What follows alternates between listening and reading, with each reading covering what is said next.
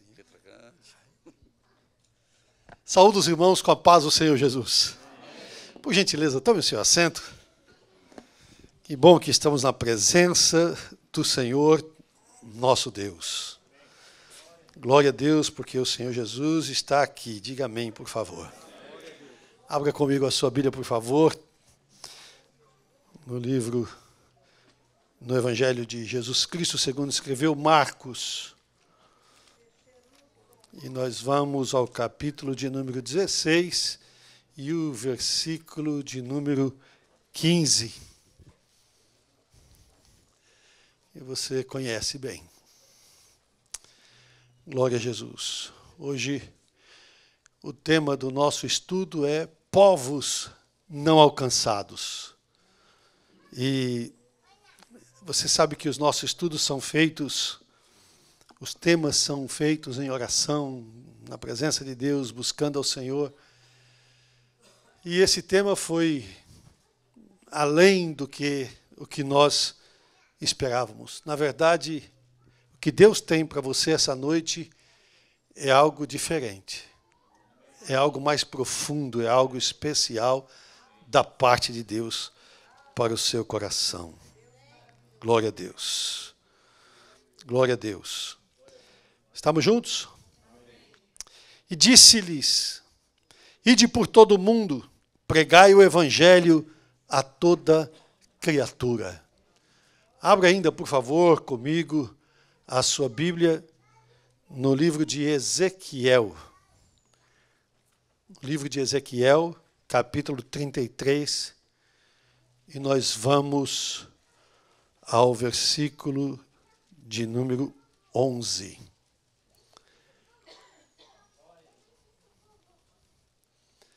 Ezequiel 33 e 11. Por favor, não me faça repetir muito esse número, porque eu tenho um pouquinho de dificuldade. Estamos juntos? A minha versão diz assim: juro pela minha vida, palavra do soberano, o Senhor que não tem o prazer na morte dos ímpios, antes tem o prazer em que eles se desviem dos seus caminhos e vivam. Voltem-se dos seus maus caminhos. Amém.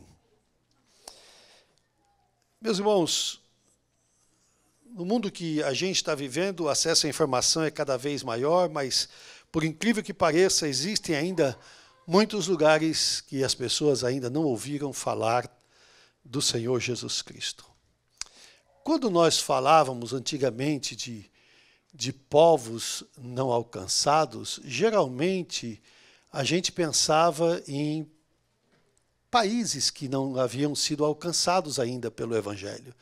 Países que, eventualmente, o Evangelho não havia chegado. Alguns lugares, por questões que nós vamos estudar aqui, políticas ou religiosas, ou que seja, mas era a dificuldade que havia em função de se alcançar países, porque povos alcançados ou povos não alcançados... Aqui tem um negócio não alcançado aqui que ele já desligou, viu, Lucas? Acho que é melhor você controlar por aí. Eram então países assim. Em 1974, eu acho que algumas pessoas vão se lembrar, aqueles que são mais conhecedores, mais intelectuais, que tiveram muito mais tempo para se intelectualizar,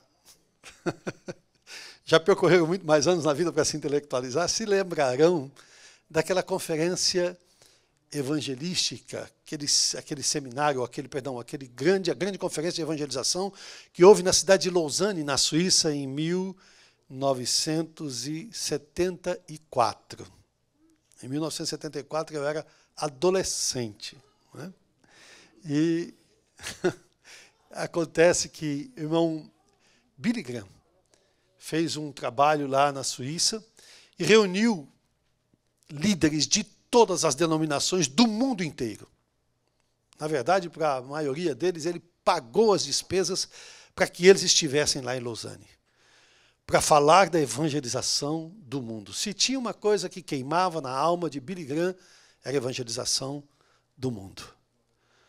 Deus levantou Billy Graham para ganhar almas para Deus. E ele tinha paixão pelas almas perdidas e tinha a graça de Deus para alcançar os perdidos. Naquele simpósio, naquela conferência, ele trouxe pessoas do mundo inteiro que são de grande vulto, que eram à época de grande vulto.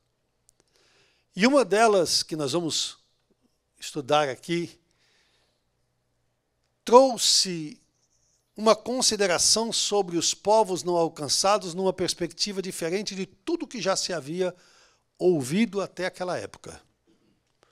Aquele irmão disse: povos não alcançados não são só países. Porque dentro dos países existem povos não alcançados.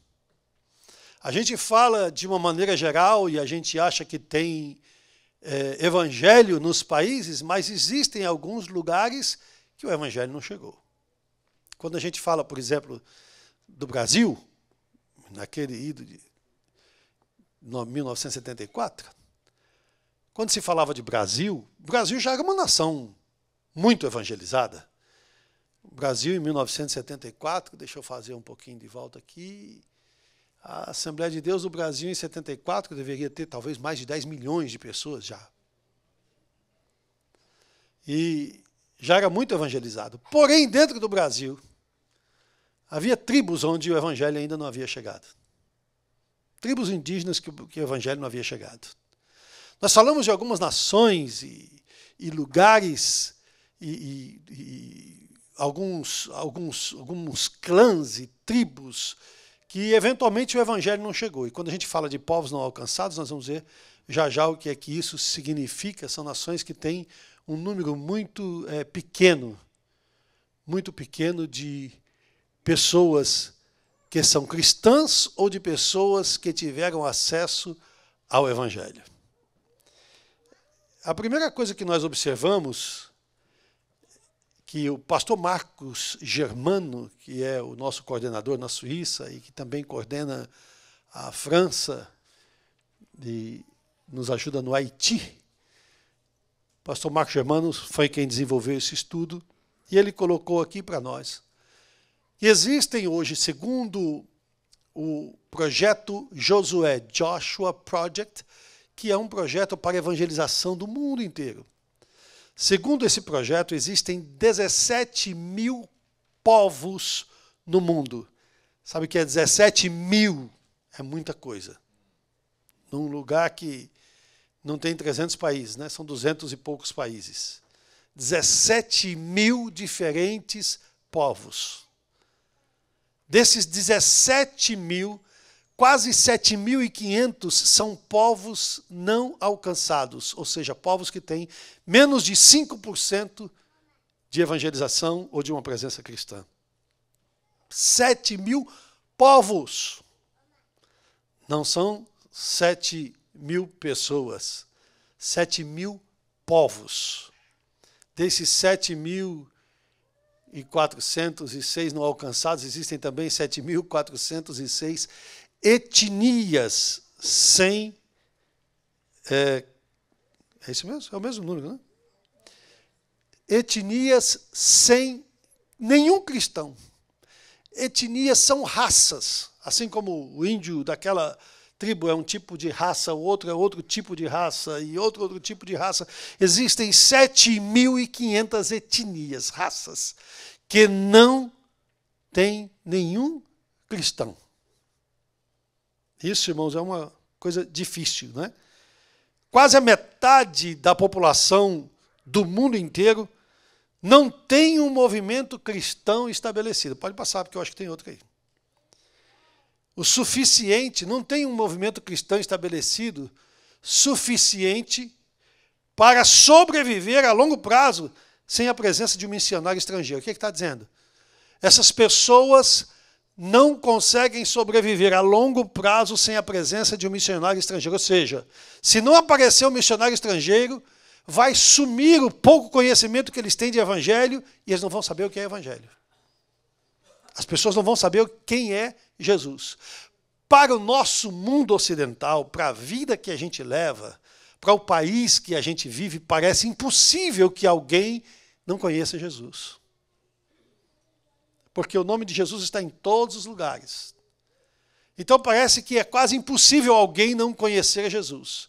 Mas quando a gente vai para outras realidades, a gente vai descobrir que essas pessoas vivem num mundo que não tem internet, ou tem uma internet que é limitada ou cerceada, uma internet que é blindada para as pessoas não terem acesso ao cristianismo ou ao mundo ocidental e etc. E é muito comum que nesses lugares, que na verdade é metade da população do mundo, como a gente acabou de ver, as pessoas não conheçam o Senhor Jesus Cristo. Quase metade da população do mundo não conhece a Jesus. Ou porque nunca ouviu falar de Jesus, ou porque de fato nunca teve uma experiência de estar exposta ao Evangelho. E, portanto, escute, isso é muito importante. Esses povos, 7.500 povos, 7.406 povos, eles não têm condição de sobreviver a longo prazo sem um missionário estrangeiro. Por quê? Porque deles mesmos não tem quem pregue. Eles não conhecem a Jesus, como é que eles vão pregar?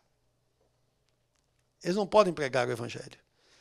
Então a maioria esmagadora dessas pessoas nunca teve a oportunidade de ouvir o Evangelho na sua própria língua, no seu próprio idioma, de maneira adaptada à sua cultura, ao seu contexto.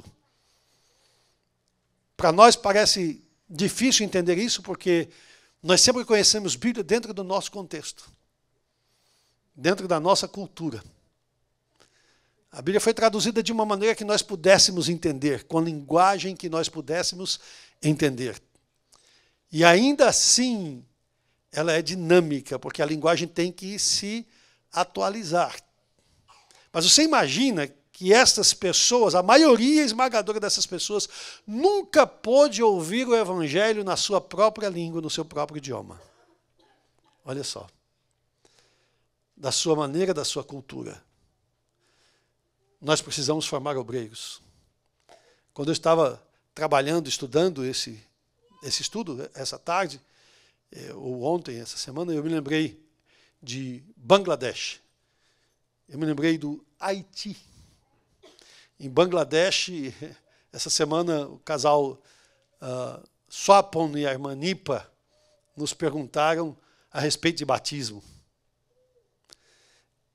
E uma das coisas que deixa assim, meu coração muito aflito, e eu preciso compartilhar com você, os pastores sabem disso, o pastor Cláudio especialmente, que é o nosso secretário de missões, é que nós estamos ajudando, apoiando, mas eu não sei o que eles estão pregando. Eu não sei que qualidade de evangelho está sendo pregado, porque eu não falo o bangladês. Como é que chama? Bangla, né? O Bangla, ou bengalês, não é? Eu não falo bengalês ou Bangla, como eles chamam lá. Então eu não sei o que eles estão pregando. Nós não sabemos o que eles estão pregando. Estão pregando realmente um evangelho fidedigno, uma palavra numa doutrina ortodoxa, genuína. Então nós estamos trabalhando duro para conseguir ajudar um Instituto Bíblico das Assembleias de Deus em Bangladesh, para ajudar os ministros das Assembleias de Deus de Bangladesh e estes irmãos que estão pregando lá e que precisam de uma formação de obreiros. Porque desses hoje talvez ou cerca de 4 bilhões de pessoas, hoje o mundo tem mais de 8 bilhões de pessoas, cerca de 4 bilhões de pessoas não conhecem Jesus. E parece que todo mundo conhece, para a nossa realidade. O que eu quero dizer para você é que o esforço que nós fazemos na missão, irmãos, é um esforço relevante. É um esforço que realmente nós precisamos fazer. E quando a gente estuda isso aqui, a gente vê que a gente ainda não está fazendo coisa alguma, ou muito pouco. O que a gente está fazendo ainda é muito pouco. E você vai ver essa urgência, né? Então, nós estamos explorando os povos não alcançados. A importância da missão para alcançar todos os povos. O Senhor Jesus Cristo disse: ide por todo mundo pregar o evangelho a toda criatura. Vocês precisam pregar no mundo inteiro. Fazei discípulos de todas as nações. Nós precisamos ir para o mundo inteiro. Eu não sei se está mandato aí, mas eu acho que foi corrigido o mandato missionário, né? Está mandato? Mandato é de quem está eleito. Né? É um mandado, de mandar. Né? A nossa obrigação missionária, o Senhor Jesus Cristo instruiu os discípulos para que eles pregassem o evangelho. Ele disse: façam discípulos de todas as nações. Vão e preguem em todas as nações. A missão da igreja é levar o evangelho a todas as nações e ensinar a todas as pessoas a obedecerem aos seus ensinamentos. Você acha que isso é de graça? Isso tem preço. Um dos preços que a gente paga no ministério, e em alguns casos em particular, alguns casos até mais do que os outros, é o fogo amigo. Quem já foi militar, quem conhece a linguagem militar, sabe que fogo amigo é uma linguagem militar para quando você é atacado pelos seus próprios companheiros de farda. Seja por engano ou não. É o fogo amigo. Para você pregar o evangelho no mundo inteiro, tem um preço. Você vai ser chamado de turista. Vão dizer assim para você, igual diziam para o Lula quando ele era presidente da República, né? Lá vai Joel, lá vem Joel, lá vai Joel, lá vem Joel. As pessoas não sabem o que você pensa, como você sente, não sabem o que é que você acha a respeito de estar viajando para lá e para cá, não sabe se você gosta ou se você não gosta. Mas quando você é soldado, yes, sir, você só obedece. Você não tem que gostar e não gostar, você obedece. Tem preço. Mas o Senhor nos mandou pregar o evangelho a todas as nações. Fazei discípulos de todas as nações, e nós precisamos ir no máximo que nós pudermos, sem medo de ser feliz. Avançar no máximo que nós pudermos, compartilhar a mensagem, fazer discípulos, ajudar as pessoas a desenvolverem um relacionamento com o Senhor Jesus Cristo e crescerem na sua fé. Alcançar os perdidos para Deus no contexto do Ministério do Belém a partir dos Estados Unidos hoje é reforçar a igreja em todos os lugares do mundo onde nós estamos, para que lá onde eles estão, eles possam pregar o evangelho e fazer discípulos em nome de Jesus. E nós estamos fazendo isso com o pé no acelerador em nome de Jesus, sem medo de errar, sem olhar para o lado, sem olhar para trás, sem olhar para a crítica, sem olhar para as zombarias, ou seja lá o que for. Nós temos um foco. É Jesus no coração das pessoas. Vidas para Deus em nome de Jesus. Você pode perceber que aqui a gente não procura a primeira página. Você pode procurar em qualquer lugar, você não vai ver esse ministério fazendo propaganda do ministério. A gente não faz propaganda daquilo que a gente faz. A gente presta relatório para a igreja, a gente informa a igreja da melhor maneira possível, mas você não vai ver vídeos nossos na internet fazendo propaganda do que a gente faz, ou em quantos países nós estamos, talvez você não saiba isso. Eu também não fico contando em quantos países nós estamos. Nós não ficamos contando muito quantas congregações nós temos. O nosso negócio é bola na rede. Quer dizer, o nosso negócio é alma para Jesus. O nosso negócio é alcançar os perdidos para Deus, em nome do Senhor Jesus Cristo. Nós não estamos procurando primeira página de jornal, não estamos procurando holofote. Nós estamos procurando o nosso nome e a nossa cara no cartaz dos pregadores. Nós não estamos procurando o ministério Joel Freire. Nós estamos propagando, nós estamos proclamando Jesus Cristo, que morreu na cruz do Calvário, verteu o seu sangue para nos salvar, para nos levar para o céu, em nome de Jesus. Diga amém, pelo amor de Deus. O amor e a compaixão como motivação para a missão. 2 Coríntios 5, 14 e 15 diz: pois o amor de Cristo nos constrange, o apóstolo Paulo disse, porque estamos convencidos de que um morreu por todos, logo todos morreram. E ele morreu por todos para que aqueles que vivem já não vivam mais para si mesmos, mas para aquele que por eles morreu e ressuscitou.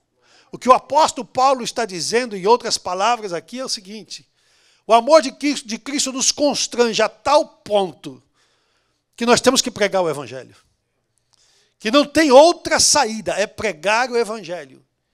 Porque um morreu, e se ele morreu, já não vivam aqueles que vivem para si mesmos, mas vivam para aquele que por eles morreu e ressuscitou. O que aqui está dizendo? Quando essa palavra me tocou, irmãos, nessa tarde de uma maneira muito especial.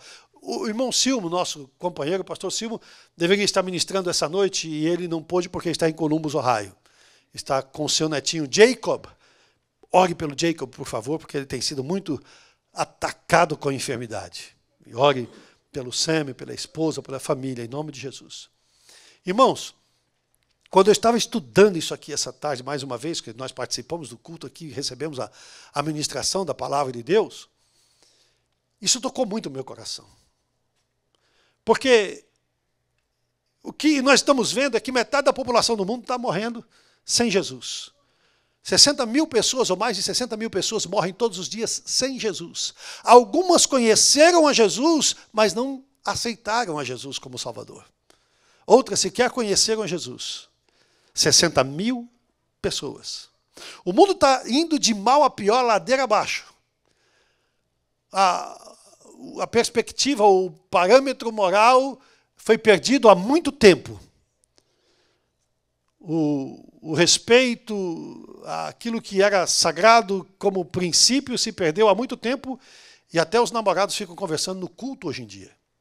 Para você ter uma ideia de como o mundo está mal. Não é verdade? Então, o negócio está feio. Então, escute. Do jeito que o mundo está, nós estamos clamando e chorando na alma por um avivamento. Nós nos reunimos há pouco tempo, eu não sou pessimista, pelo contrário. Eu acho que eu sou otimista até demais. Mas a realidade, irmãos, é que a gente fala bastante, mas o resultado? Quando chega no dia do batismo, quando a gente vai ver o Friends Forever, quantos grupos da igreja de verdade fizeram Friends Forever e quantos só bateram o cartão, picaram o cartão do Friends Forever? Fizeram só para poder fazer o relatório. Não fizeram grupos de evangelismo dentro dos grupos, não oraram por ninguém, não convidaram ninguém. A vida é curta e isso é bom demais. Vamos desfrutar. Metade da população do mundo está indo para o inferno. Você acha que Deus não vai cobrar da nossa geração? Eu estou estudando o livro de Juízes. Depois do assentamento das tribos de Israel, Josué vai para a eternidade. Os líderes ficaram no lugar dele porque Josué não deixou um líder. Então ficou uma geração que era amiga de Josué, que tinha o mesmo padrão de comunhão com Deus que Josué tinha, mas não eram os líderes da nação. Foi que se levantaram os juízes de várias nações. Às vezes, os reis geralmente saíam ali da tribo de Benjamim, da tribo de Judá, né? Mas outros juízes antes dos reis apareceram de várias tribos até menos destacadas, vamos dizer assim, né? Como Sansão, da tribo de Dan, como outros da tribo de Issacar, por exemplo. Você quase não ouve falar na tribo de Issacar. Zebulon, você quase não ouve falar na tribo de Zebulon, mas houve um juiz da tribo de Zebulon, houve um juiz da tribo de Issacar, houve juízes dessas nações, desses povos. E esses juízes se levantavam quando a gente via a palavra de Deus diz assim, você vai encontrar muitos juízes. E o povo de Deus virou as costas para Deus, se esqueceu do seu Senhor, deixou a lei de Deus. E a ira do Senhor se acendeu contra o povo de Israel. E aí, pá, vinha problema, vinha dificuldade. Porque o povo se misturava com o povo da terra, e o povo da terra que devia não estar mais lá, né? Mas ainda estava, porque eles deixaram e estavam se misturando com eles, etc, etc. Amavam os costumes da terra. Várias vezes abandonaram a Deus para adorar os Baalins, adorar deuses pagãos, adorar deuses estranhos. Sabe o que é isso? Você vê pessoas que foram criadas na igreja, ou pessoas que aceitaram a Jesus como Salvador, essas ainda mais, porque saíram do mundo, Jesus arrancou do mundo, arrancou da lama do pecado, e trouxe para a presença dele, lavou, limpou. Como Deus falava para Jerusalém, Jerusalém, eu te encontrei caída, ensanguentada, suja, apodrecida no teu sangue. E eu te tomei, eu tive misericórdia de você, eu te levantei, eu te lavei, eu te purifiquei, eu te vesti de vestes novas, de vestes limpas, eu te dei nome. Eu te dei um nome. E agora você se prostitui com os egípcios e com outros. O povo de Deus que está olhando mais para as coisas do mundo do que para as coisas de Deus. Eu ouvi esses dias e isso me impactou e estou sempre lembrando. 40% de crente querendo 100% de bênção. Como se tudo acabasse aqui. Como se o máximo que você conseguisse aqui fosse o melhor. Metade do mundo está indo para o inferno. E nós estamos preocupados se o nosso filho vai ser médico, ou advogado, ou engenheiro, ou empresário. Se ele vai poder ser rico, porque, afinal das contas, esse país faz um milionário todos os dias. Pelo menos é a história dos Estados Unidos. Que todos os dias, pelo menos uma pessoa fica milionária nos Estados Unidos. Quem sabe amanhã é o seu dia, né? Nós estamos preocupados em que alguém vai ficar multimilionário. Para um pouco, gente. Vamos tomar um choque de realidade. Vamos tomar um presta atenção, né? Vamos tomar um choque de realidade. Espera aí, para onde é que nós estamos indo? Quem é que nós somos? O que é que nós estamos fazendo aqui na terra? Nós não estamos correndo atrás destas coisas. Se conseguimos, amém. Se for isso, amém. Mas o que o apóstolo Paulo está falando aqui em outras coisas, já não vivam mais para si mesmos, mas para aquele que por eles morreu e ressuscitou. Isso para mim soa como vocação espiritual. Não viva mais para você, viva para Deus. No que você estiver fazendo, onde você estiver, seja lá como for, viva para Deus, deixe o amor de Cristo te constranger. Deixa o amor de Cristo tomar a tua vida, a tua alma, em nome de Jesus. O amor de Cristo é uma motivação poderosa, irmão. O amor de Cristo nos constrange, não deixa. Eu dei uma saidinha de casa hoje para ir no Walgreens e voltar. E quando eu fui para o Walgreens, eu me lembrei que ontem tinha um irmão lá em casa arrumando uma porta lá, e ele falou para mim, pastor, essa casa da frente que venderam aí, tem um camarada que está pintando lá, que ele é brasileiro, eu vi ele falando português. Eu, ok. Hoje passei lá, ele estava pintando. Quando eu voltei do Walgreens, estacionei o carro, e ao mesmo tempo estava chegando uma vanzinha, estacionou um pouco mais para frente, uma senhora desceu, e foi lá ver, olhou a pintura, e olhou a frente da casa, tirou uma foto assim e tal. Aí não sabe que se é corretor ou o que é. Mas eu peguei uma Coca-Cola e uma água com gás e fui lá levar para o brasileiro. Porque o amor de Cristo...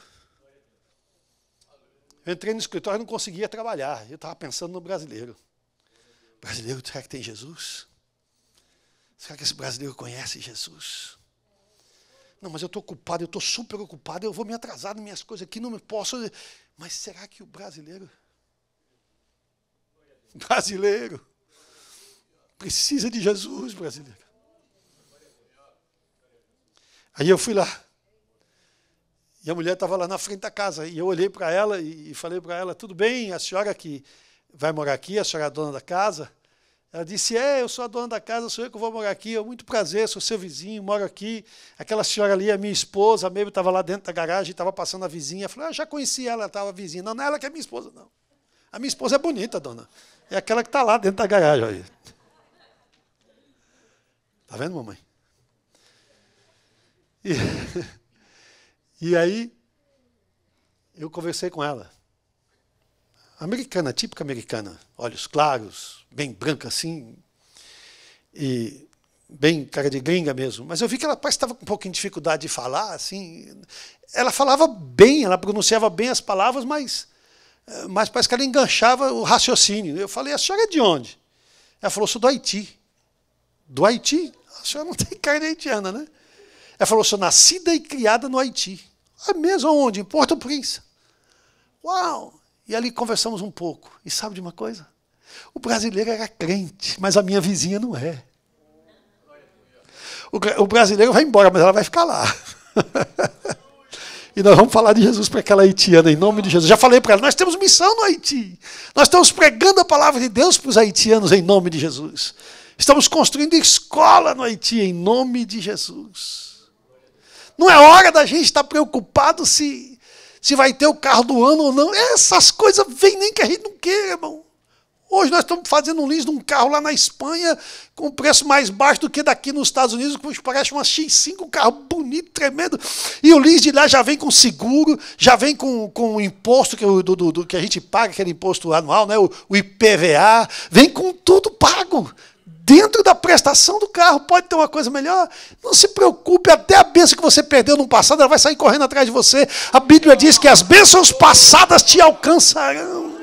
Mas não é mais tempo de nós estarmos preocupados com estas coisas. Está na hora de tornar o coração para o outro lado. De virar o coração para aquilo que é importante, para aquilo que é foco, para aquilo que é a vontade de Deus para a nossa vida. Não viver mais para si mesmos, mas para aquele que por eles morreu na cruz. Porque o amor de Cristo é uma motivação poderosa e extraordinária. É uma motivação que não deixa você parar. Você tem que falar alguma coisa. O poder do Espírito Santo na missão. Eu vou correr aqui.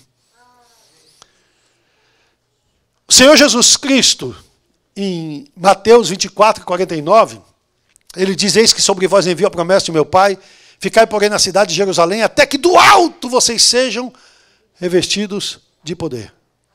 Mandou que eles fossem para Jerusalém e ficassem lá em Jerusalém, até que do alto fossem revestidos de poder. No seu estudo tem Atos 1 e 8, mas receberão poder, essa versão é da NVI, né? Da Nova Versão Internacional. Ela é quase crente. Mas recebereis poder ao vir sobre vós o Espírito Santo, e ser-me-eis testemunhas tanto em Jerusalém como em toda a Judéia e Samaria até os confins da terra. A outra tradução diz assim, mas recebereis virtude ao vir sobre vós o Espírito Santo, ao descer sobre vós o Espírito Santo. Isso é tão importante, irmãos, que o Senhor Jesus morreu, ressuscitou, passou 40 dias na terra com seus discípulos, confirmando tudo que ele havia feito, 40 dias. Não foi 4 minutos, não foi 4 horas que as pessoas podiam ter dito, ele veio, eu vi. Ele ficou 4 horas aqui. Não, foi 40 dias, não foi 4 dias. Para que ninguém tivesse dúvida nos dias de Jesus, 10 anos depois de Jesus, 20 anos depois de Jesus, 50 anos depois de Jesus, naquela região da Palestina, ninguém discutia a ressurreição de Jesus. Era um fato estabelecido, todo mundo sabia que Jesus havia ressuscitado.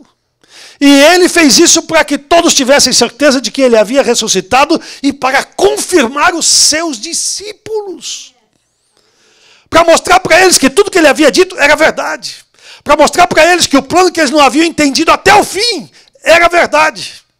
Eles estavam prontos, eles tinham andado com ele, eles tinham aprendido dele, eles tinham visto Jesus curar enfermos, ressuscitar mortos, multiplicar pães e vinho, e transformar água em vinho. Eles tinham visto Jesus fazer coisas extraordinárias, como acalmar a tempestade. Eles viram maravilhas.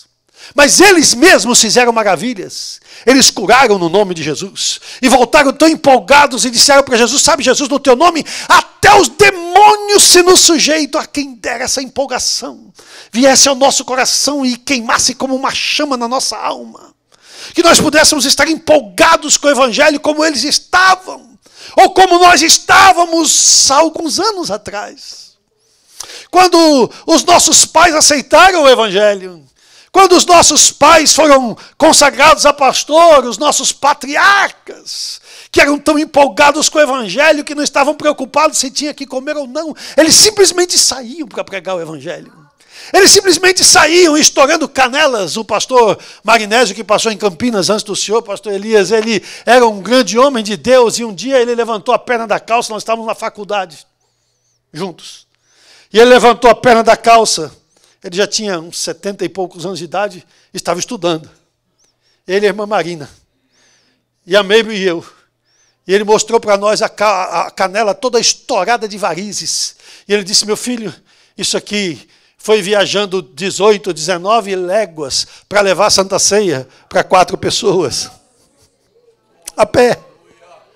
A pé. Para levar a ceia para 4 pessoas. Sabe essa chama? Sabe essa empolgação? Sabe esse comprometimento? Sabe essa chama verdadeira? O Senhor Jesus falou para eles, olha, segura aí a mão. Eu sei que vocês estão com muita vontade, mas falta alguma coisa, falta uma chama queimar dentro de vocês. Senão vocês vão desistir no meio do caminho. Vocês vão ter que ficar em Jerusalém, até que do alto vocês sejam revestidos de poder. Até que vocês recebam virtude. Você ouve muitas vezes a gente falar de virtude aqui, não é? Eu falo sempre de virtude. O que é uma virtude? É uma qualidade desenvolvida. É uma qualidade aperfeiçoada. Não é? É uma boa qualidade que você vai treinando, daqui a pouquinho você faz naturalmente, virou uma qualidade aperfeiçoada em você. A virtude do Espírito Santo não é uma qualidade aperfeiçoada, é uma qualidade perfeita. A virtude do Espírito Santo é o dom de Deus para nós. O dom do Espírito de Deus para nós. É um presente de Deus para a nossa vida. É alguma coisa que você não precisa aperfeiçoar. É a virtude do Espírito Santo. O Espírito Santo equipa, capacita os crentes com os dons espirituais, com coragem, para proclamar o Evangelho e enfrentar os desafios da missão. Então, o Senhor Jesus falou para os discípulos, fica aí, não sai não prega ainda não. Vão para Jerusalém, fiquem lá. Depois que vocês forem revestidos de poder, vocês podem começar a pregar. Essa é a importância do poder do Espírito Santo na missão. Não saia sem ser cheio do Espírito Santo. Missionário tem que ser cheio do Espírito Santo. Missionário tem que ser cheio do Espírito Santo. Se não for, não aguenta. Volta. Se não for, não suporta. Se não for, não passa, porque é muito difícil. É difícil demais. Eles foram impedidos de começar até que fossem revestidos de poder, até que recebessem poder. Sabe o que falta na igreja hoje? Poder. Nós temos muitos pregadores bons. Aliás, quase todo mundo prega. Nós temos muitos teólogos profundos. Aliás, todo mundo conhece um pouco de Bíblia. É igual medicina hoje. O médico hoje admite, fala, muita gente senta aqui na minha frente e sabe mais do que eu. Porque ele foi lá na internet e naquele exato assunto ele pegou mais informação do que eu, porque eventualmente não é a minha especialidade, ou porque eu não sei mesmo. Alguns têm a humildade de falar. Essa semana ainda ouvi um falando. Todo mundo conhece um pouco de teologia. Todo mundo conhece um pouco de Bíblia. Todo mundo já ouviu aquele pregador e aquele outro que faz menção desse e daquele extraordinário, é muito bom. Ele falou isso, até usei na minha mensagem, até usei no meu exemplo, até usei aqui e ali, mas o que falta de verdade é poder de Deus. O que falta de verdade é curar o enfermo em nome de Jesus. O que falta de verdade é enfrentar o demônio cara a cara. O que falta de verdade é enfrentar Jezabel. O que falta de verdade é ter coragem de dizer, está errado, é pecado, não serve, fere a santidade da igreja. Isso não serve e vai ser repreendido em nome de Jesus. Se não estiver revestido do Espírito Santo, não faz e não aguenta. Mais para frente vai mostrar um pouquinho. O conceito de povos não alcançados na perspectiva bíblica são grupos étnicos, povos que têm pouco ou nenhuma presença cristã. A nossa responsabilidade como igreja em alcançar os povos não alcançados é muito grande. O Senhor Jesus deixou claro que nós fôssemos e fizéssemos discípulos de todas as nações. No Brasil nós dizemos, não é o povo, não é a tribo, nós dizemos é a nação e a Yanomami. Não é? É comum você ouvir isso, a nação Yanomami. É uma nação.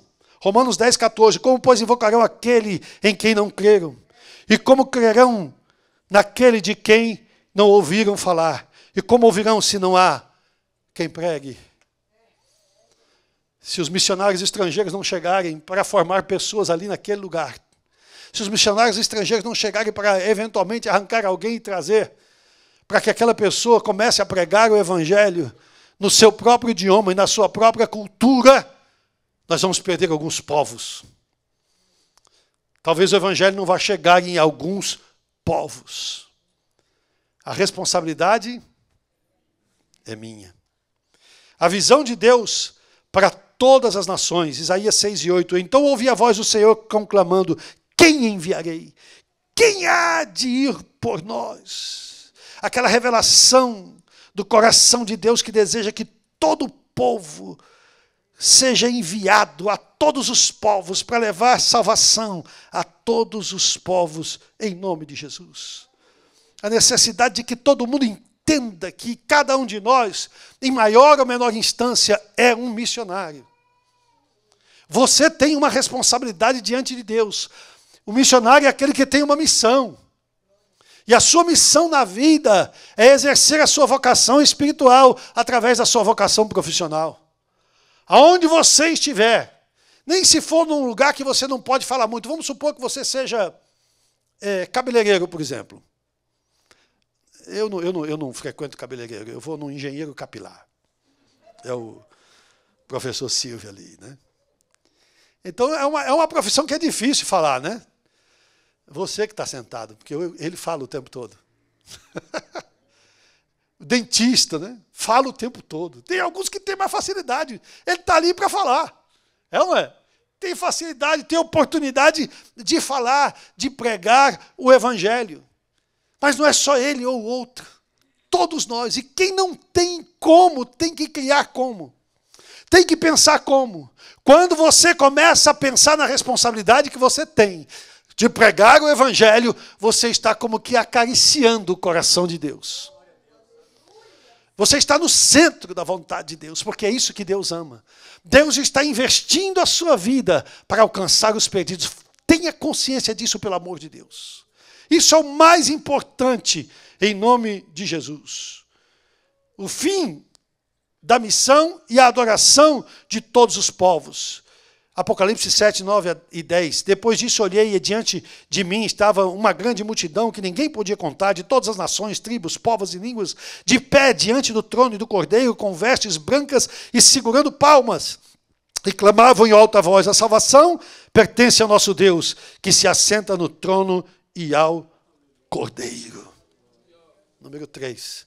Barreiras e desafios que a gente enfrenta na evangelização dos povos não alcançados. A primeira barreira cultural e barreira linguística. Barreira cultural. Eu vou dar os dois exemplos de um mesmo povo, Índia. Se você chega na cultura indiana e apresenta Jesus para eles, como eles têm tantos deuses, eles aceitam Jesus também, mas nem todos aceitam Jesus genuinamente. Eles aceitam Jesus como mais um Deus. Você lembra daquela expressão do Brasil, apelei para tudo que era santo? Apelei para todos os santos? Tem um humorista do Brasil que um dia que ele falou que estava em cima de uma bicicleta e o negócio danou de ladeira abaixo, e o negócio foi assim, né? Dançando. E ele disse que eu clamei para tudo que era santo e clamei depois até para uns mais graduados. Eles aceitam todo tipo de santo, todo tipo de Deus, e Jesus é mais um. É impossível você pregar o evangelho para esses povos se você não conhecer pelo menos um mínimo da cultura deles. Porque você vai se enganar e vai dizer que muitas pessoas receberam a Cristo como seu Salvador. Não, elas não rejeitaram a Jesus ou a história de Jesus, mas elas não receberam genuinamente a Jesus como seu Salvador. Elas não foram realmente convertidas pelo evangelho de Jesus Cristo. Simplesmente é porque a religião dela é assim, politeísta. Muitos deuses e aceitam a todos. A dificuldade linguística, dezenas e dezenas e dezenas de línguas, de dialetos, de idiomas dentro de uma mesma nação. Nós estávamos ajudando um obreiro lá e depois a gente percebeu que a coisa não estava andando muito bem, então a gente fez uma pausa lá na Índia. E o que ele me disse que estava fazendo, e realmente eu creio que ele estava fazendo, e depois não conseguiu mais prosseguir, continuar fazendo, ele ganhava as pessoas para Jesus, os irmãos que estavam na Índia, porque ele mora aqui, estavam lá, ganhavam as pessoas para Jesus e traziam para o Instituto Bíblico. Discipulavam, davam uma formação para aquela pessoa, e enviavam aquela pessoa de volta para a tribo dela, para pregar o evangelho no idioma deles, que eventualmente não tem uma Bíblia traduzida. Eventualmente não tem a Bíblia traduzida. A Bíblia não está traduzida em 17 mil e não sei quantos idiomas ainda. Ainda faltam muitos idiomas. E há poucos dias eu ouvi de um irmão, e eu falei isso aqui para você, que Tem pessoas financiando, dando $500 mil para se adulterar a Bíblia e fazer a Bíblia de acordo com a linguagem muçulmana, com o padrão muçulmano, para não ferir os muçulmanos. Olha isso. Hoje eu recebi de um dos nossos irmãos, eu não sei quem foi que me mandou, falando a respeito da Bíblia. E eu fui atrás, fui pesquisar, fui ler. Falando a respeito de uma pessoa que, Erari, um tal de Erari, não sei o que, Erari, e que é lá do... Foi o pastor Nilson que me mandou. Lá do World Economic... como é que é? O Fórum Econômico Mundial, obrigado. Fórum Econômico Mundial. Fórum Econômico Mundial, irmãos, é aquele negócio que vai todo mundo lá para o Davos lá.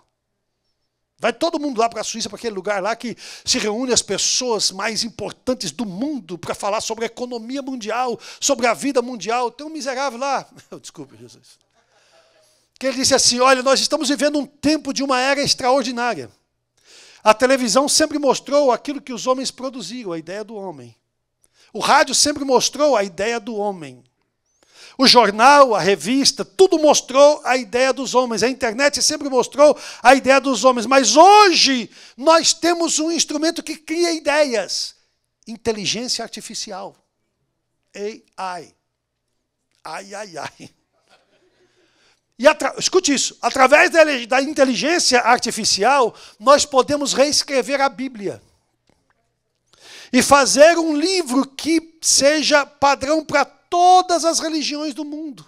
Então não vai ter discussão, não vai precisar ninguém matar ninguém mais, porque vai ser um livro que vai agradar a todas as religiões.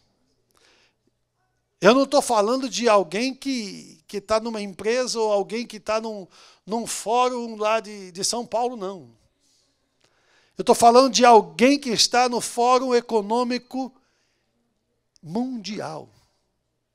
Lá dentro também, dentro da mesma mesa, ou a mesma mesa, está sentado um homem que está dizendo o seguinte, nós precisamos, e esse mesmo homem também fala isso, nós precisamos eliminar 86% da população humana. O 86% da população humana não serve para coisa alguma.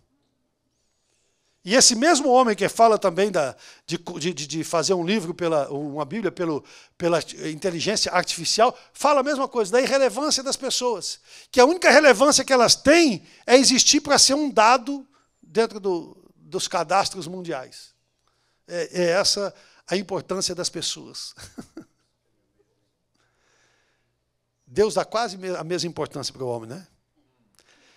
A Bíblia diz assim, quando você estava lá no ventre, e os seus ossos ainda não estavam formados, eu estava entretecendo os teus ossos. Eu estava juntando célula com célula ali, eu estava fazendo. Imagina o capricho dele, o carinho de Deus, fazendo você, cuidando de você, cuidando dos seus órgãos, cuidando da sua vida, cuidando das suas emoções, cuidando da sua saúde psicológica, mental, cuidando da sua saúde emocional, física e, acima de tudo, espiritual. Desafios que nós temos para pregar o evangelho, cultural e linguístico, desafio religioso e espiritual. Desafio religioso, o maior deles hoje, quase 2 bilhões, 1,9 bilhão de pessoas são muçulmanos. Muçulmanos. Não são árabes, são muçulmanos. E por incrível que pareça, a maior nação muçulmana do mundo não é médio-asiática, é asiática.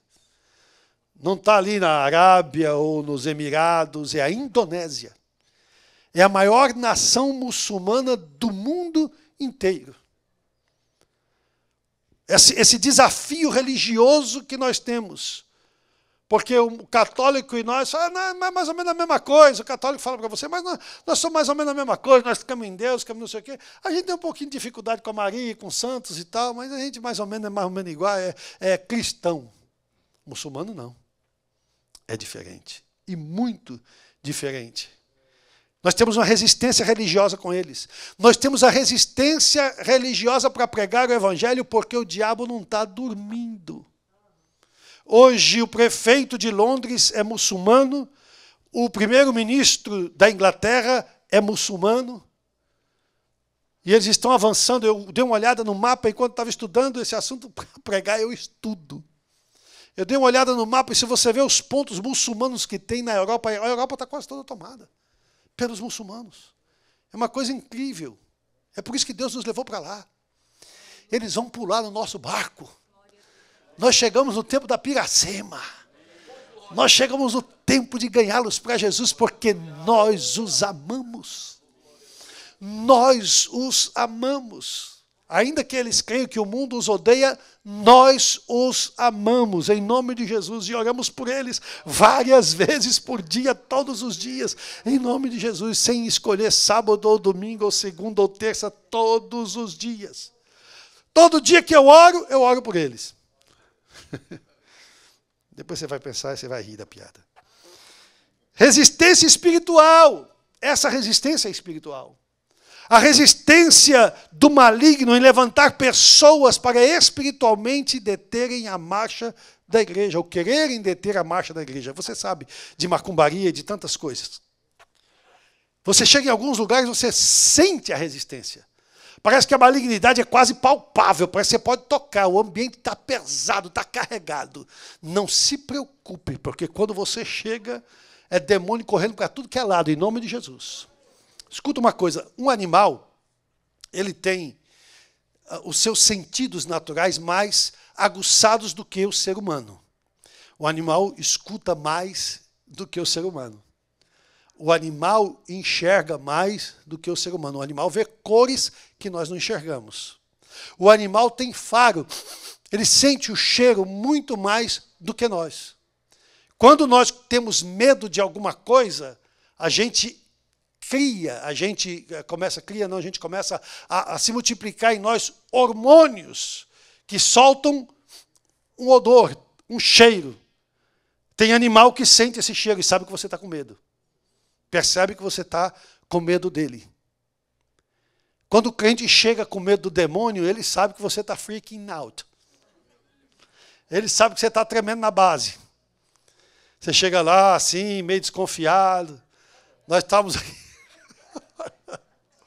Jesus, tem misericórdia. Né? Você acha que demônio leva susto? Eu garanto para você que ele leva. Então, ele quer assustar você. Ele quer deixar você com medo. Isso é o quê? Resistência espiritual. Quando um crente fica com medo de demônio, ele está dizendo que ele é mais fraco que o demônio. Você não é mais fraco que demônio.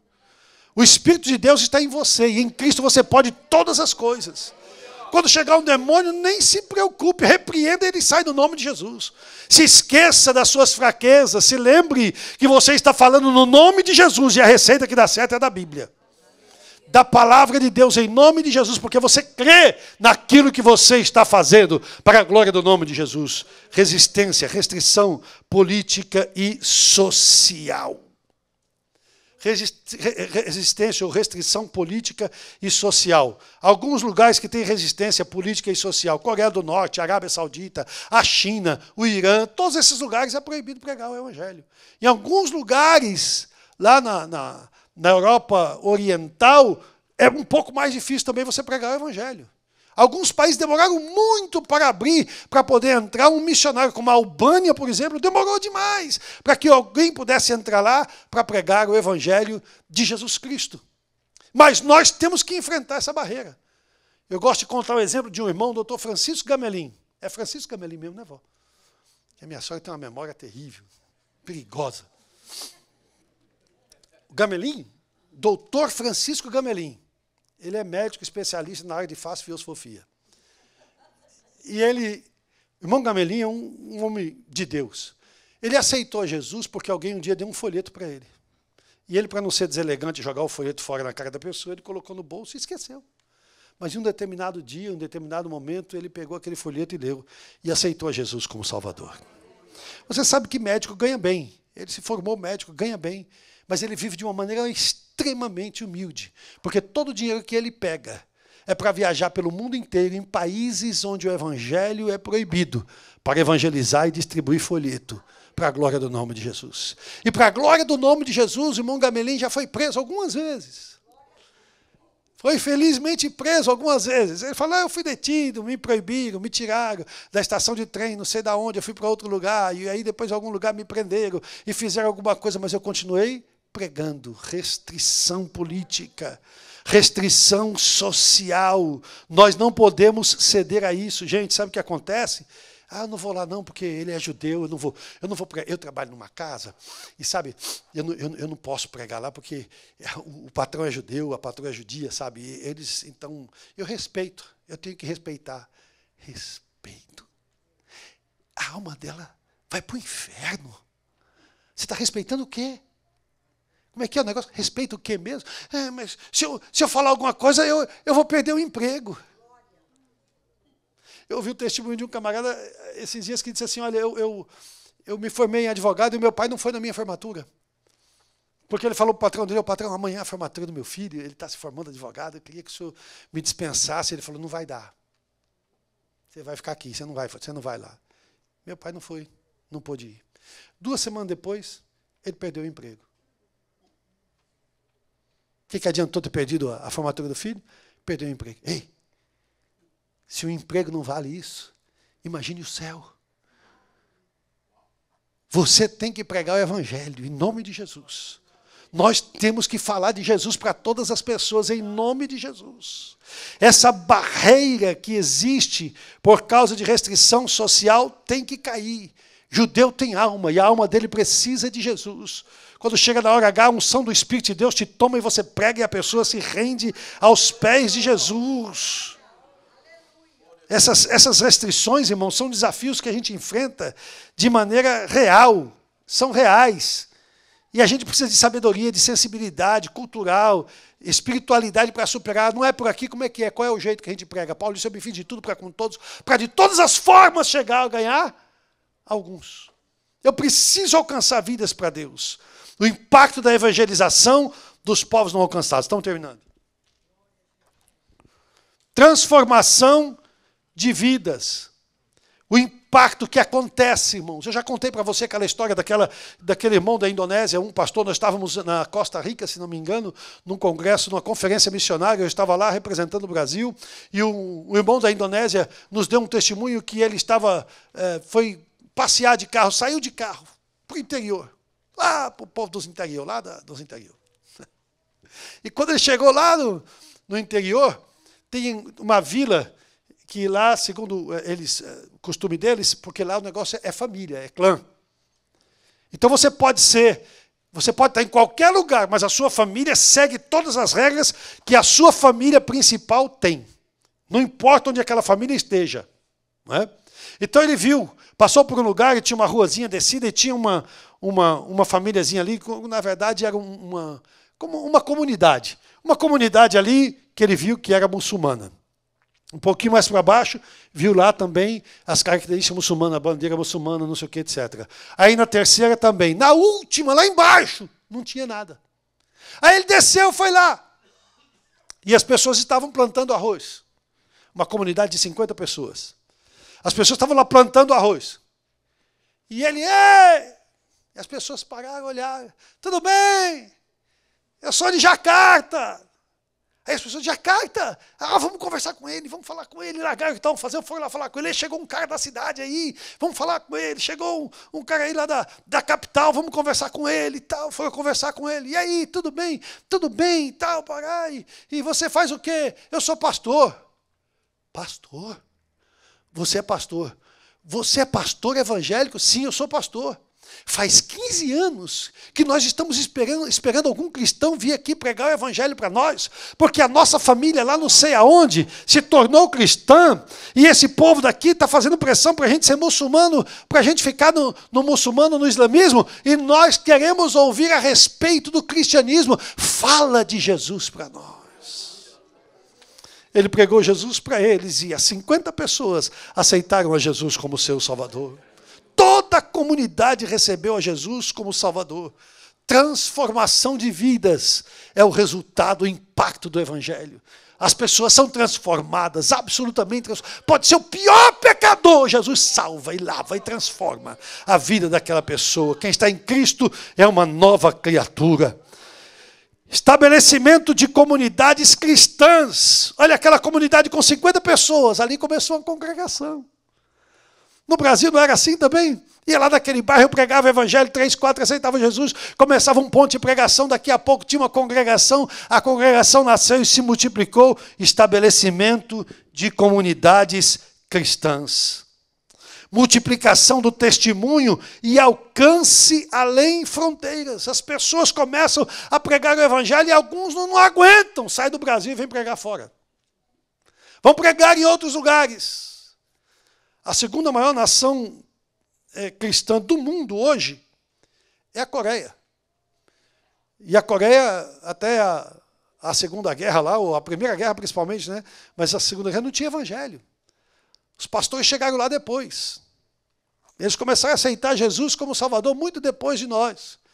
E se tornaram uma nação tão poderosa, irmãos, que é a segunda maior nação do mundo que mais tem missionários. Dá uma olhadinha nisso aqui. Terminando. Muito importante. Nos povos não alcançados. Desculpe, eu não consegui concluir isso aqui. Não sei se você consegue passar para frente esse negócio aí ou continuar. Você sabia que quase 2 bilhões de pessoas não conhecem ninguém que possa mostrar Jesus para elas? Quase 2 bilhões, não conhece ninguém. Não tem ninguém que possa falar de Jesus para ela, ninguém. Não tem onde ela possa ir. Lá na cidade, no bairro, em algum lugar, mudar de cidade ali por perto. Ninguém tem perto que possa falar de Jesus para ela. Passa para frente, por favor. Vai passando, por favor.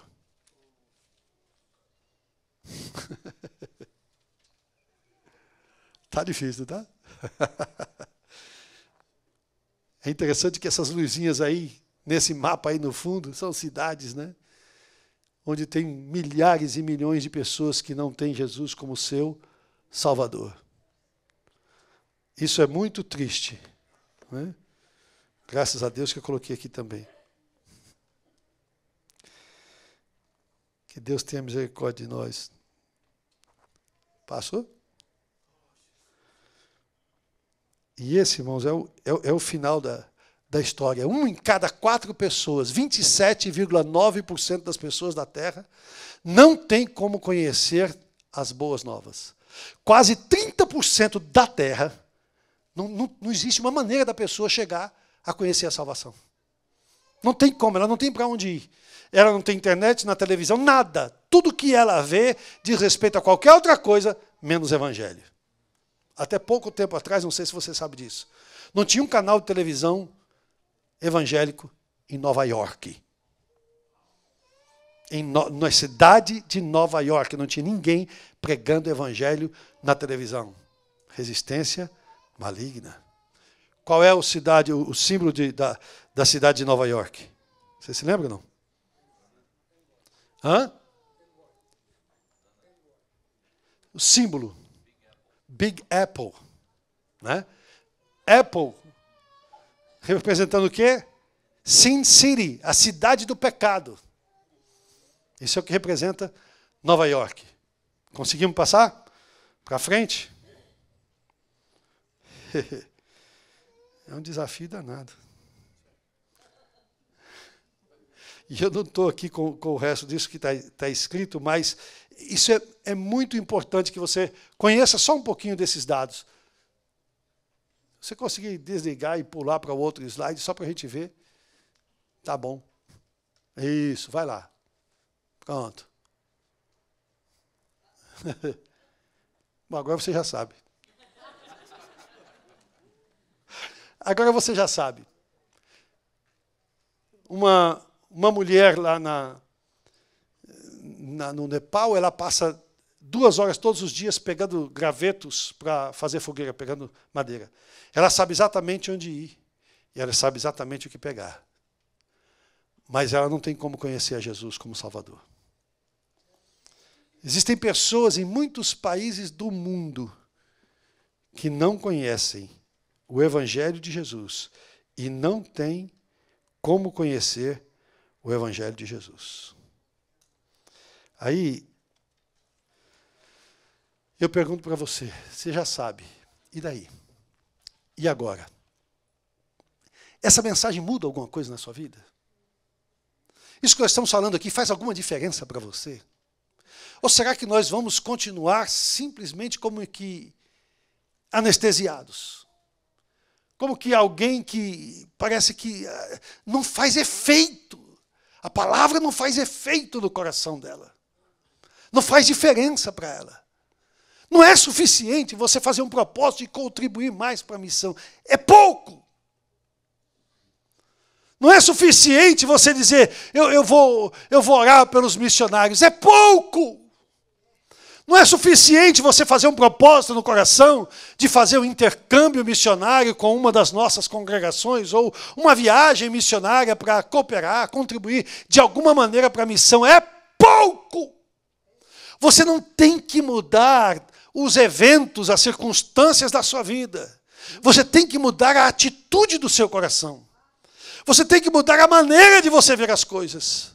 Você tem que mudar o jeito de você fazer as coisas. Na verdade, nós temos que abandonar os hábitos do comodismo e nos adaptarmos aos hábitos missionários. Em nome de Jesus.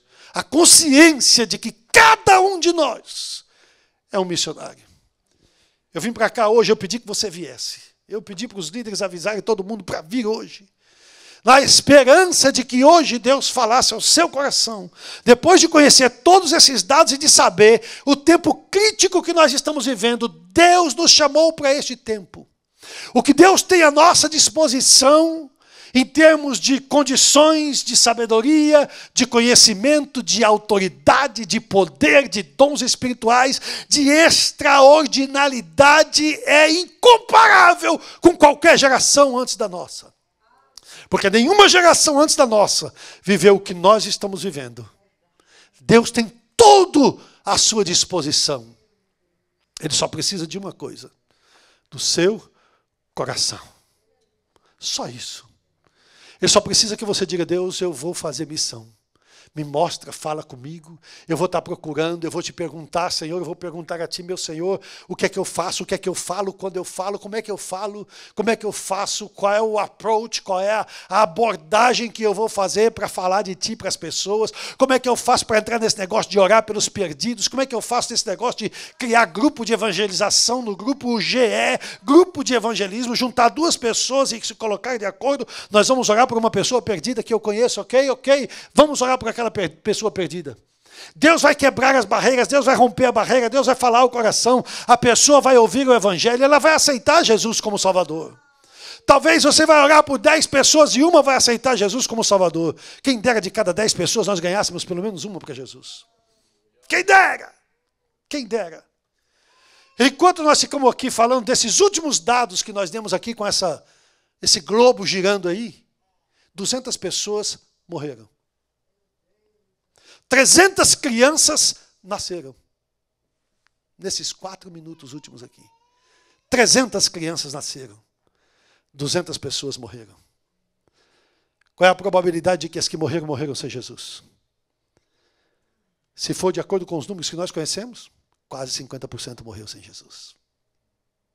Essas crianças que nasceram agora nesses últimos 4 minutos, essas 300 crianças que acabaram de nascer, qual é a probabilidade que elas aceitem a Jesus como Salvador? Do jeito que nós estamos ganhando alma para Jesus e implantando igreja, it's gonna be hard. O segundo país que mais tem missionários no mundo é a Coreia. Sabe qual é o país que se dispôs que fez o compromisso de enviar mais missionários nessa última década? 100 mil missionários eles se comprometeram a enviar. Quem é que tem condição de enviar 100 mil missionários? Qual o país? Fala para mim. Me ajuda aí. Qualquer um. Dá uma opinião. Qual é o país que falou, nós vamos enviar 100 mil missionários nessa próxima década? Hã? Ninguém arrisca, né? Brasil? Estados Unidos? Não. China! A China que não pode ouvir o Evangelho. A China que não pode pregar o Evangelho. A China que não pode falar na internet. A China que está prendendo e matando crentes. Fez um compromisso diante de Deus de enviar 100 mil missionários para essa próxima década. Eu estou com vergonha da China. Eu espero que Deus levante nessa igreja mais missionários do que tudo. Eu esqueci de olhar os dados, não sei se vocês mandaram para mim os dados. Nós temos um propósito de, nessa igreja, irmãos, ter pelo menos 25% das nossas entradas gastos em missão. Nós não estamos lá ainda. Nós vamos chegar. E quando nós chegarmos a 25%, nós vamos tirar a meta. E aí nós vamos cumprir a meta. E quando chegar na meta, nós vamos dobrar a meta. Eu tenho uma esperança no meu coração que um dia o Ministério do Belém, a partir dos Estados Unidos da América, vai ter 25% para os gastos normais e 75% para a missão em nome de Jesus. Eu creio que Deus vai fazer isso conosco. Porque nós vamos abrir congregações no mundo inteiro. E vamos alcançar vidas para Jesus no mundo inteiro, em nome de Jesus. Nós não estamos multiplicando o ministério do Belém. Nós estamos proclamando o evangelho de Jesus Cristo. Se não deixarem a gente colocar a placa na igreja, doesn't matter. Se não deixarem a gente chamar Belém, não importa. Não importa. Se não deixarem o pastor presidente aparecer, it doesn't matter. Não tem problema. Se Jesus puder chegar, a alegria do nosso coração é alcançar os perdidos em nome de Jesus. Vai buscar as almas que com sangue eu comprei. Vai, te provarei que sou contigo ali também. Vai levar o pão àqueles que famintos estão. Leva a semente e traz cheia a mão. Um dia eu estava pregando o evangelho numa tribuna da Assembleia Legislativa de São Paulo. E ninguém podia dizer que dali 20 anos eu seria um missionário pregando a palavra de Deus. Porque era improvável. Não é improvável para você. A trombeta tocou, gente. O Senhor está recrutando homens, mulheres, jovens, meninos. O Senhor está recrutando todos, velhos, todos, para pregar o evangelho em todos os lugares, aqui, ali e além. Ele hoje precisa de alguém que diga, eu vou. Alguém que se comprometa com Deus essa noite e diga, Senhor, conta comigo. A partir de hoje eu sou um missionário. E eu vou fazer a tua vontade, Senhor, e ganhar as almas para ti no meu contexto. Se esse comprometimento é com Deus, sai do seu lugar e vem aqui, em nome de Jesus. Eu quero que você se coloque de pé e diga assim, eu vou. A partir de hoje eu sou missionária. A partir de hoje eu vou pregar o evangelho. Eu vou falar para os meus colegas de trabalho. Eu vou falar para os meus vizinhos. Eu vou falar para as pessoas que vêm ao meu trabalho, ao meu estabelecimento. Eu vou. Em nome de Jesus, eu vou. Em nome de Jesus, em nome de Jesus, conta comigo, Jesus, conta comigo, eu vou ser um missionário. Se o Senhor quiser me levar para outro lugar, eu vou. Se o Senhor quiser me levar para outra terra, eu vou. Ah, pastor, eu já passei dessa idade. Quem foi que disse que missão é coisa de jovem? Os discípulos de Jesus eram homens casados, pais de família, pessoas de grande responsabilidade. E ele tirou aqueles homens para pregar o evangelho e incendiar o mundo inteiro. E por causa deles, nós estamos aqui. Cadê você? Que pode dizer para Jesus hoje, eu vou, Jesus. Conta comigo, eu vou mudar esses números em nome de Jesus. Existe gente que está morando num buraco, enquanto as nossas casas têm ar-condicionado. E elas estão ansiosas por Jesus. Existe gente que está morando em barraco. Barraco de Duratex. Barraco de madeira podre. Existe gente que quase não tem o que comer, mas todos os dias sai para jejuar pelos missionários. Todo dia vai num círculo de oração e vai chorar por nós. Pessoas que quase não têm o que vestir e têm que vestir quase que a mesma roupa todos os dias. E essas pessoas estão orando por nós. Sabe por que elas estão orando por nós? Para que nós tenhamos coragem de sair do sofá e gastar os recursos que Deus nos deu para a glória do nome dEle até os confins da terra. Cadê você que está dizendo: Senhor, conta comigo para a missão? Eu quero fazer missão. Pai, no nome de Jesus Cristo, teu Filho, nós temos ministrado a tua palavra segundo o teu Espírito, conferiu aos nossos corações, ao meu coração, Senhor. E eu entreguei aquilo que o Senhor me deu, no melhor das minhas forças e com toda a convicção da minha alma. Agora eu peço ao Senhor, confirma a tua palavra. Aqui estão os teus filhos, Senhor. Eles não precisam vir para frente para me agradar, e o Senhor sabe disso. Eles vieram aqui por causa do Senhor. Eles vieram aqui para ter compromisso com o Senhor, estarem comprometidos com o Senhor. Eles estão aqui para se livrar das distrações. Eles estão aqui, Senhor amado e bendito, para vencer o desafio, a provocação externa e interna, o fogo amigo e o fogo inimigo.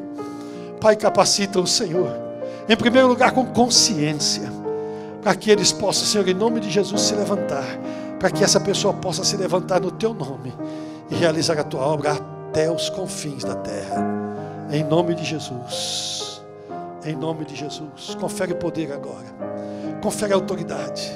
Como aqueles 120 estavam reunidos no dia de Pentecostes, nós estamos aqui buscando a tua face e clamando: reveste no Senhor, reveste no Senhor, reveste no Senhor, com graça, com unção, com autoridade, com poder. Batiza-nos, enche-nos do teu Espírito Santo, capacita-nos, Senhor, para fazer a tua obra, Senhor, em nome de Jesus. A igreja é tua, o poder é teu, a glória é tua. Toma o primeiro lugar.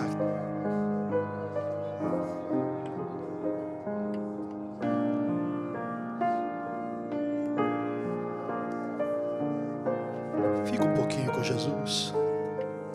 Fala um pouquinho mais com Jesus. Esquece do relógio. Ele fez o dia e a hora. Ele fez esse momento para você. Esse momento é especial com Ele. Desfruta da presença do Senhor.